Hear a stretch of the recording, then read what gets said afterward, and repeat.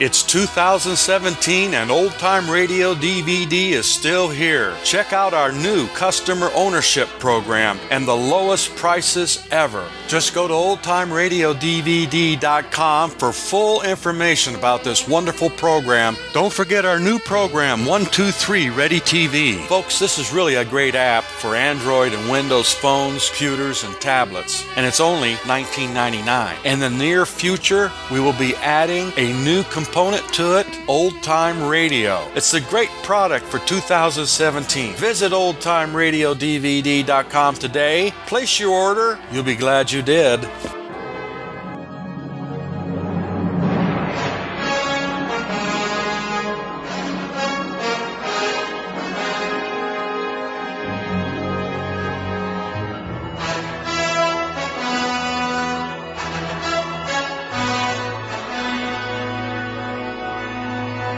Drama International.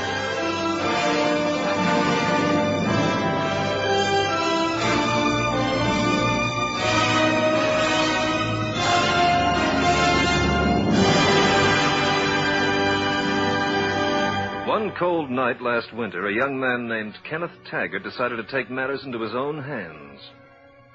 The events that followed represent the most bizarre murder case ever written on the police records of Moline, Illinois.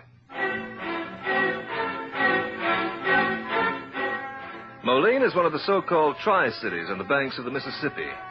The other two being Rock Island, Illinois, which lies adjacent to Moline on the east side of the river, and Davenport, Iowa on the western bank, connected to Rock Island and Moline by bridges. Kenneth Taggart lived in Rock Island, and as we first see him, he's seated in a small delivery truck parked at a trolley intersection. It's almost 11 o'clock at night, and young Taggart has his motor running to keep warm. Young Kenneth Taggart is in love with Marilyn Evans, and it's because of her that he keeps this lonely vigil. During the Christmas rush, Marilyn has been working at one of the big department stores in Davenport, and during these last few nights before the holiday, the store has remained open until 9:30. Oh, she ought to be back in Rock Island by now. If she's not on this next trolley, I'm going to find out a few things. If she's brushing me off for some other guy, I'll... Taggart's eyes pierced the gloom as the trolley came to a stop. As the trolley moved on, he saw a girl standing in the glow of a streetlight. His girl. Marilyn! Marilyn, it's me, Ken. I'll give you a lift home. You shouldn't have waited all this while, Ken. I told you on the phone that I'd be working late. I told you I'd get home by myself. Well, climb in. It's cold. I don't think I should, Ken. What? Do you think I've been waiting an hour just to be brushed off again? Get in here. Let go of me. Don't you dare push me like that. Then get in. Now, Ken, there's no reason to have another scene. Please drive me straight home. I'll drive you home after I find out a few things. Please, Ken, turn the motor back on. We've said all there is to say, and I'm tired. When I phoned you at the store tonight, why didn't you let me come over and pick you up? Well, because I've... Are you ashamed to be seen in this truck? Are you ashamed because I'm in business for myself?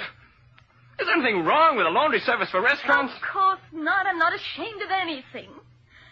Will you please drive me home? Then there's somebody else. Go ahead, deny it. There's somebody else, isn't there? Ken, can't you understand? There isn't anybody else. There can't be anybody else. As long as I have Mother to support, I can't think of things like that. I told you I'd support her, didn't I? I know. But it'd never work. Nobody can mix marriage with...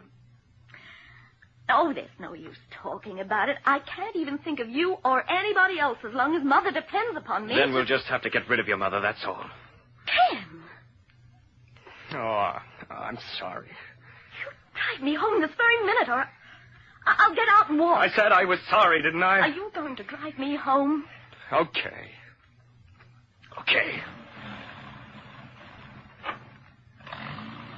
I know it's hard to feel the way you do, Ken. And it's hard for me to feel the way I do, too. That's why I've been trying not to see you. Well, that doesn't make any sense. We're in love, aren't we? It makes a lot of sense.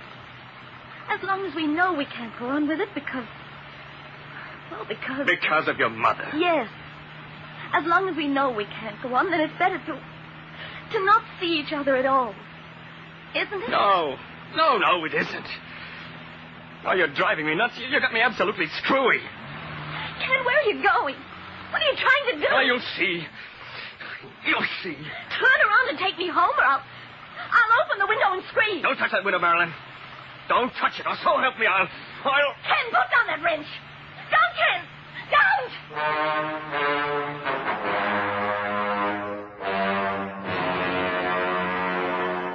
About an hour later, a frantic mother was on the phone talking to the Rock Island police. But she's not that kind of a girl. If Marilyn had planned on staying out this late, she would have phoned me. I know she would. If I could leave this wheelchair, I'd go out and look for her myself. Well, please check all the hospitals. There might have been an accident. Well, yes, of course I'll call you if she comes in, but it's after midnight, and I have a terrible premonition.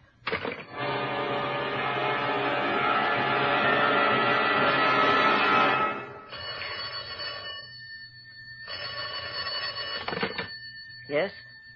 Yes, this is Mrs. Evans. Oh, but have you checked them all? Yes, of course I'll wait up for you. Do you think I could sleep? Do you think I could possibly sleep?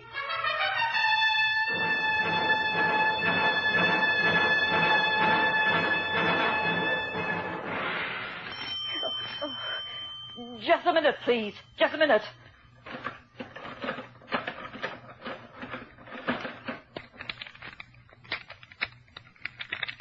I've unlocked it. Come in, please. Come in. Oh, excuse me. Terribly sorry. It's all right. I'm very awkward with this wheelchair sometimes. You're from the police? My name's Spencer. Ed Spencer, Missing Persons Detail. A word from your daughter, eh? Something's happened to her. I know something terrible's happened. It's after 4 o'clock, Mr. Spencer. Mrs. Evans, at any time during the night, that is, any time after 9:35, did you hear a noise at the front door? No, I heard nothing. Why do you ask? Well, some of the girls you worked with saw your daughter get on a Davenport streetcar at 9:35. So far, we haven't located anyone who's seen her since. Then she started home and somebody... Why did you ask about a noise at the front door? Because when I arrived a few minutes ago, I found this note pinned to the front door. A note? Is it from Marilyn? I'm afraid not, Mrs. Evans. It's a ransom note. Ransom? I'll read it to you. If you want to see your daughter alive... Oh, Marilyn. Marilyn. If you want to see your daughter alive, leave $2,000 in a brown paper bag next to your garbage pail. Do not tell police, so you will never see your daughter again. $2,000? But I'm penniless. I've been unable to work since my illness. Marilyn has had to support me. Where will I ever... Please, Mrs. Evans, I want you to listen to me. There may be more to this note than meets the eye, and we'll have to work fast. I want you to give me a list of all the acquaintances Marilyn has ever mentioned to you, especially any boys she might have been running around with. Anyone she knows would know that we're a poor family. They'd know that we haven't $2,000. Will you give me the list, please, Mrs. Evans? The brown paper bag. I must leave the brown paper bag by the garbage can before they kill her. Then you have $2,000? I'll get it. I'll get it. Mrs. Evans, I think the most important thing right now is to round up every suspect we can get our hands on. I must insist that you give me a list of your daughter's acquaintances right away. A complete list, Mrs. Evans. As complete as you can make it.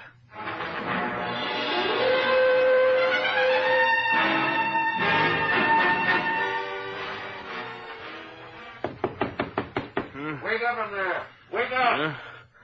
Oh. What? Is that you, Mac? It's the police, Taggart. Huh? Police? Hey, Mac, what is this? Let me get that light out of my eyes. I couldn't do nothing about it, Kenny. This man woke me up and said he had to see you. See me what for? What do you want with me? Where have you been since 9:30 tonight, Taggart? Speak fast. Since 9:30? I've been asleep. I get up at 6 in the morning, you know, and I've been right here in bed since 9 o'clock. Since 9 o'clock, eh? I suppose you can prove that? Prove it? Sure. My landlord can tell you. What about it, Mac? Didn't I see you just before I came up to bed? Why, sure you see me at the bottom of the stairs. He asked me what time it was so as he could set his alarm clock, and it was just 5 minutes of 9, as I recollect, and he ain't been downstairs since. Okay. Look, Taggart, do you know a girl named Marilyn Evans? Marilyn? Sure. I met her once or twice. Well, she never went for me much, though. Sticks pretty close to her mother. Why? What about it? Well, she... go back to sleep. Sorry I bothered you. You better be sorry, officer. Come around here at this hour, you'll have folks thinking I run a house full of crooks. Yeah, I suppose so, but... just between you and me, Mac, I wish I was looking for something as simple as a crook.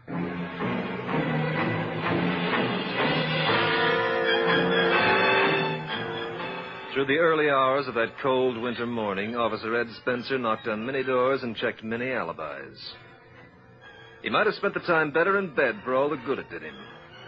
He didn't locate what he could honestly consider as much as one legitimate suspect. And the mystery of Marilyn Evans' disappearance showed no immediate prospects of solution. He might have even advised a frantic Mrs. Evans to scrape up the ransom money if, at about 7 in the morning, a certain milkman hadn't stopped to repair a tire on the Rock River Bridge along Highway 80 near Moline. Yeah. What great tire changing weather this is. I'll be lucky if my hands don't drop off before this job is over. Where's that doggone lug wrench? I dropped it here just a second ago. Oh, what a break. I better sit along this ice and ride out the bridge. Yeah, it's down there in the river. Well, somebody's going to wait a long time for their cream and their coffee. Hey, what's down there? Hey, there's a body or something laying on the ice. Somebody must have gone over the bridge. It's a woman, I think. Hey, she ain't moving.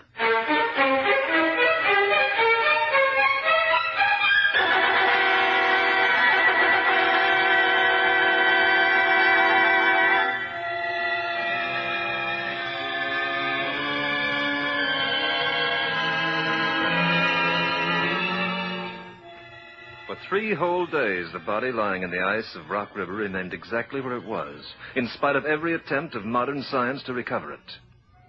A powerful icebreaker tried to put out from shore, but the ice was too thick. The craft made no progress. In the middle of the river where the body lay, the ice was too thin due to the rapid flow of water underneath. The weight of a man would go right through. An attempt was made to push a small boat out from shore on the heavy ice and then launch it into the thin ice. But the idea was given up for fear the body might become dislodged and disappear in the currents under the ice. They even tried to get down with a helicopter, but the body was too close to the bridge structure for safety. It was a ticklish problem. If the ice melted the least bit, the body might wash away and never be found. The authorities were praying for a heavy freeze.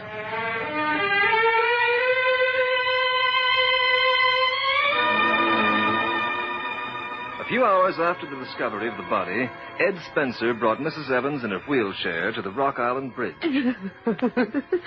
The attire of the body, general description, matches your daughter, Mrs. Evans.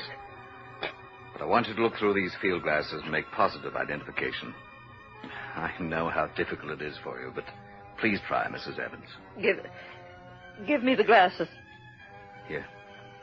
I'll hold them for you. Oh,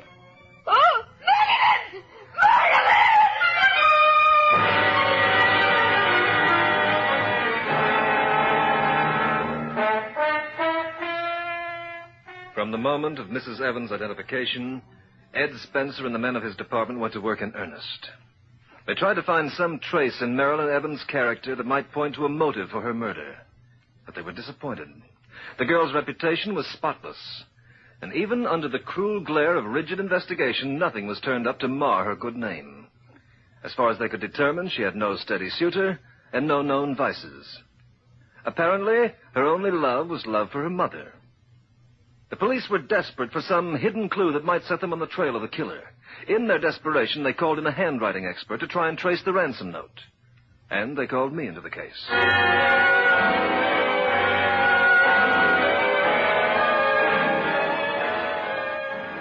So far, Mr. Keeler, we've been up against an impregnable stone wall. The girl had very few friends, and apparently none of them intimate. Men or women, Spencer? About half a dozen girls and about a couple of men, as far as we can find out. Just on an outside chance of picking something up, I'd like you to run a lie detector test on all of them. Are they all willing? Yeah, that's what worries me. They're all so willing to take that test of yours, I'm afraid you won't find anything. All the known acquaintances of Marilyn Evans were lined up for a lie detector test the next day. That is, all except one. No one seemed to be able to find Kenneth Taggart. His truck was missing, and he hadn't been seen at his rooming house since late afternoon. If Taggart had deliberately run away, it was a foolish thing to do, for it immediately placed him under suspicion, and the police had a general alarm sent out for him. Here you are. Whiskey and water. Thanks. Hey, ain't I seen you someplace? No. You look like one of them people whose pictures was in a paper tonight. Ain't you supposed to take a lie detector test tomorrow? Oh, shut up. Well, no offense, mister. You probably just look like that picture, that's all. You know, funny thing about them lie detectors. What's funny about it? Well, a friend of mine's got it all figured out. Yeah? Sure, yeah. He says it's simple. They hook you up to some pens that draw a picture of your blood pressure, skin resistance and stuff. Yeah? Yeah. And when you're telling the truth, everything is normal.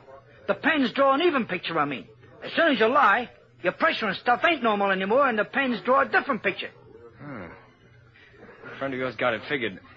I mean, he knows a way to beat it? For sure. He says if he ever has to take a test, he'll just lie about everything. And that way, the pens draw an even picture all the way. He'd lie about everything, huh? Yeah. Sounds simple, don't it? Yeah. Well, I think I'll be going.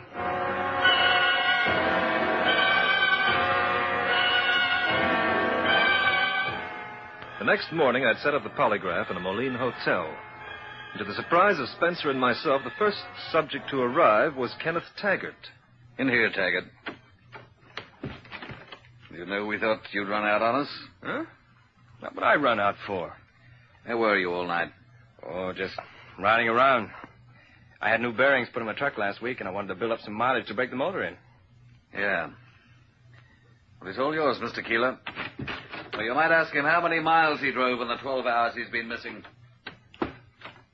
Young Taggart seemed perfectly willing to take the test. He made no objection when I adjusted the apparatus. He was perfectly calm when I started to question him. Now, don't discuss the questions, please, Ken. I said just answer yes or no, or you'll delay the test. Okay, I'm ready. Tell me, Ken, did you have something to eat this morning? No. Is your name Kenneth Taggart? No. What's your game, Ken? Huh? Won't work. You're trying to beat me by lying about everything, aren't you? No. I know what you're talking about. Well, suppose I turn in a report that you lied to all questions. Now, that would include questions about the murder, wouldn't it? And if you lie about that, you'll look pretty guilty, won't you? Oh, shut that thing off. I might have known I got a bum steer. I might have known. I'll shut it off if you'll talk. Shall I call Spencer in here? Oh, shut it off. Shut it off!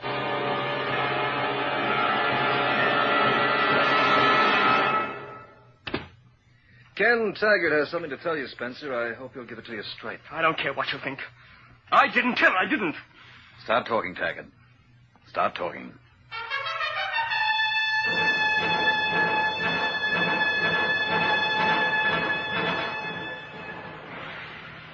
Ken, where are you going? What are you trying to do? You'll see. You see. Turn around and take me home, or I'll open the window and scream. Don't touch that window, Marilyn. Don't touch it, or so help me, I'll... Ken, put down that wrench. Don't, Ken. Don't. Oh, I'm sorry, Marilyn. You know, I wouldn't hurt you. I couldn't hurt you. I'm going to get out, Ken. I don't trust you. And I don't trust myself. Oh, wait, please. Please. I got to tell you about your mother, Marilyn. What about my mother? I talked to a doctor. She's got some kind of a complex. She's trying to keep you for herself. She'll fix it so I can't marry her, nobody else can marry her. She's crazy. She'll ruin your life, Marilyn. Oh, wait, don't open the door. Nobody can talk that way about my mother. Oh, Marilyn! I never want to see you again. Never! Marilyn! Marilyn, it's slippery out there on the bridge. Come back, will you? Come back!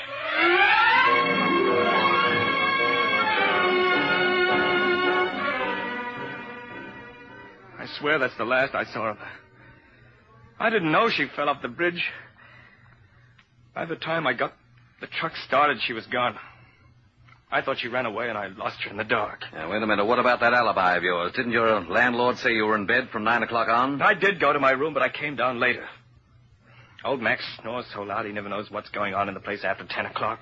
Well, Taggart, it looks as though the state has a pretty good case against you. Come on. But I didn't kill her. I didn't. You'll never make that stick, son. Nobody could slip off that bridge. The railings are only 6 inches apart. Marilyn Evans was lifted over the railing and dropped, Taggart. And she might have been dead before she even hit that ice.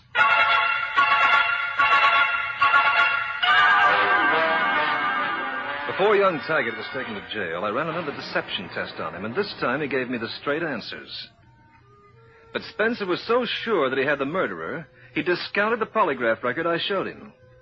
That record indicated to me that Kenneth Taggart was telling the truth. He was not the murderer of Marilyn Evans. Just a moment, please.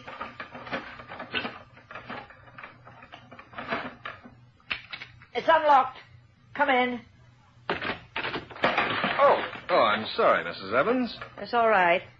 I'm terribly awkward with this wheelchair. Come in. My name is Keeler, Mrs. Evans. Keeler. Leonard Keeler. Yes, I wonder if you'd be willing to take a lie detector test. I take a test? Why should I?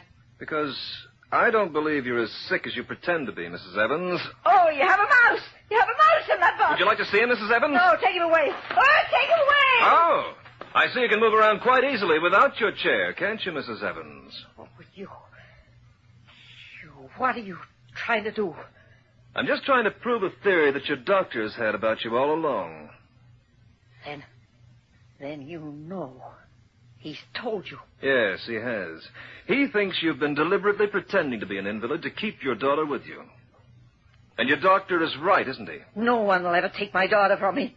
No man will ever have her. I know. Because you killed her, didn't you, Mrs. Evans? You killed her and wrote that ransom note yourself, didn't you? Yes, I killed her. You don't need your lie detector test now, do you, Mr. Keeler? Apparently not. You made sure that young Taggart would never get her, didn't you? After she ran away from Kent's truck, she stopped at my doctor's and he told her the truth. He knew that I had money in the bank and was perfectly able to work for myself. I know now how selfish you've always been, Mother. And you've made me hurt Kenneth terribly. I'm going to marry him. I'm going back to him tonight. I couldn't let her go. Even if I had to kill her, I couldn't live knowing that a man had taken her from me. I picked up a lamp and hit her over the head with a base.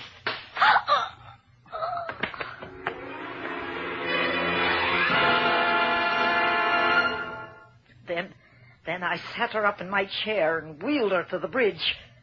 I lifted her up to the top of the railing and her eyes opened. She wasn't dead, but I pushed.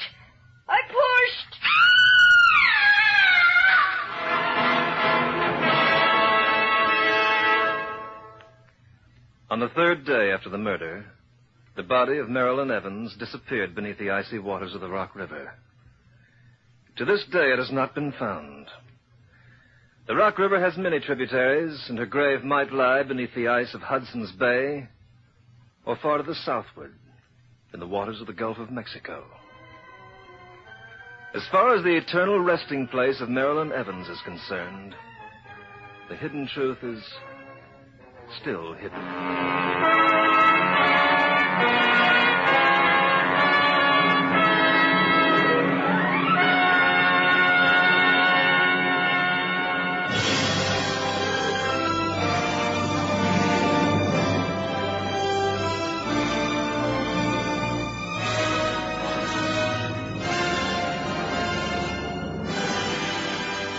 You have been listening to Drama International.